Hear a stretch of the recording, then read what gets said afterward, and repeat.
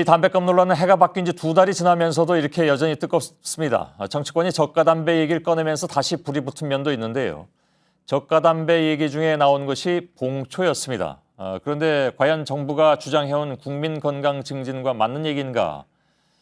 매주 금요일 이 시간에 파고 들어보는 이지은 기자의 뉴스 키워드, 오늘 봉초의 모든 것을 알려드리겠습니다.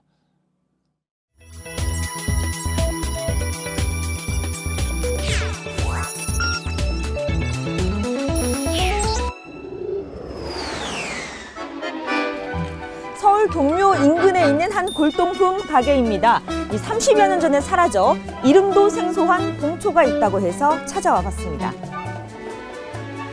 안녕하세요. 예, 저 봉초가 어떤 건가요?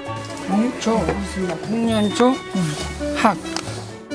봉초를 꺼내자 할아버지들이 금세 봉초 주변으로 몰려듭니다. 진짜 귀한 담배 나왔네. 일종의 그 예전에 그저 풍년초인데, 예?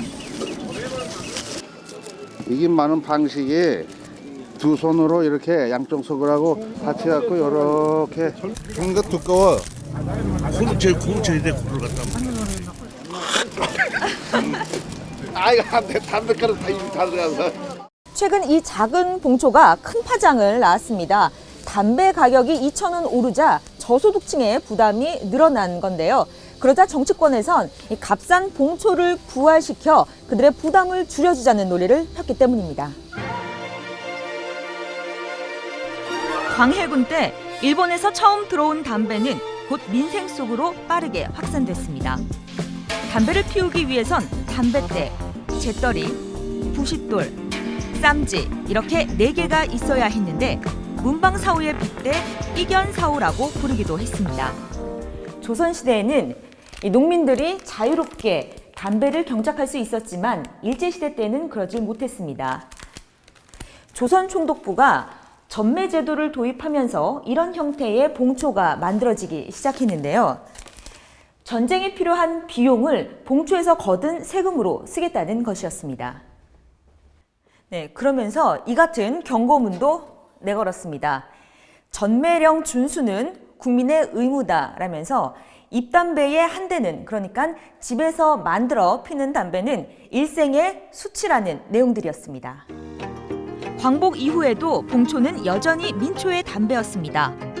벼 이삭 그림으로 유명한 풍년초, 장수연에 이어 철제통에 담긴 하루방까지 인기를 얻었습니다.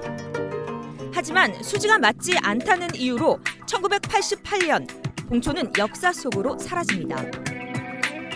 봉초는 사라졌지만 봉초의 현대판인 롤링 타바코가 그 자리를 대신하고 있습니다. 최근 담배값이 오르자 말아 피우는 수입 담배, 롤링 타바코를 찾는 이들이 크게 늘었습니다. 담배값 인상 이후에 롤링 타바코, 파이프 이런 등 다양한 상품들을 보고서 구매율이 높아져서 롤링 타바코만 봤을 때는 2배 이상 손님들이 더 많이. 흡연자들이 롤링 타바코를 찾는 가장 큰 이유는 바로 가격 때문입니다. 연초 40g짜리를 8,000원에, 종이와 필터를 3,000원에 구입했을 경우 담배를 약 80개비 정도 만들 수 있습니다. 한 개비에 130원 꼴인 셈인데요. 20개 개비 담배 한 값으로 계산해도 2,600원. 현재 4,500원 담배에 비하면 대략 반값 담배인 셈입니다. 가격도 싸고 만드는 재미까지 있어 인기가 높아진 말아 피우는 담배. 과연 건강에는 어떨까요? 담배 피고 나면은 그 필터에 누렇게 낀 걸 우리가 눈으로 볼 수 있는데요. 그런 만큼의 그 효과가 있는 것인데, 자기가 말아 피는 담배를 사용한 사람에서 그 일반 담배를 피우는 경우보다도 구강암과 후두암, 인두암 발생이 더 많았다는 논문이 있더라고요. 정부가 담배값을 올리면서 내세운 명분은 국민 건강 증진입니다. 과거에 서민들이 즐겨 피웠던 봉초, 그 뒷면엔 이런 문구가 있네요. 납세로 자립경제. 지금까지 뉴스 키워드 이지은입니다.